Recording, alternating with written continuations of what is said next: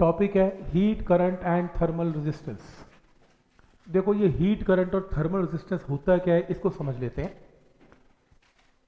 अगर आप एक बार इस चीज को समझें, हमने इलेक्ट्रिक करंट किया था। इलेक्ट्रिक करंट आपने 10th में किया हुआ है। इलेक्ट्रिक करंट होता क्या है, I is equal to potential difference, या रेजिस्टेंस की बात करता हूं, चलो resistance, electrical resistance potential difference divided by current. और इलेक्ट्रिक करंट होता क्या था, charge divided by time. Charge upon time क्या होता है, इलेक्ट्रिक करंट होता है, सुना हुआ है। अगर मैं लिक्विड करंट की बात करूं, हमने किया हुआ है लिक्विड करंट, अगर मैं लिक्विड करंट की बात करूं तो लिक्विड करंट क्या होता था, volume flowing per unit time. ये लिक्विड करंट है, याद है, pipes in series, pipes in parallel, liquid current है। अब बात करते हैं हीट करंट।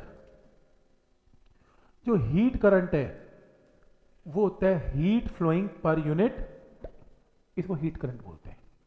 कितना चार्ज है पर यूनिट टाइम वो इलेक्ट्रिक करंट है, कितना volume flowing per unit time है वो लिक्विड करंट है, और कितना heat flowing per unit time है वो हीट करंट है।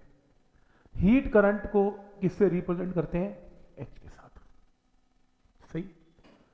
अब तुमने ओम लॉ सुना हुआ है, तो रेजिस्टेंस क्या होती है, electric V/I।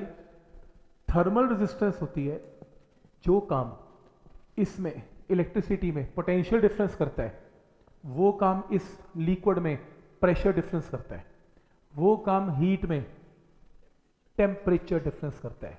Potential difference, pressure difference, temperature difference. तो चलो temperature difference divided by electric current, लेकिन यहां पे इलेक्ट्रिक करंट नहीं, यहां पे हीट करंट।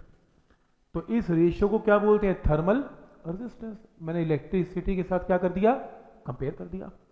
कंपेयर करके आर की वैल्यू क्या आई, थर्मल रेजिस्टेंस क्या आया, temperature difference by heat current. अब हीट करंट की वैल्यू होती क्या है, charge by heat by time. Heat by time मैंने आपको सिखाया हुआ है, K A, temperature difference by distance penetration का। ये कट गया तो आंसर क्या आया, डेल्टा एक्स डिवाइडेड बाय के।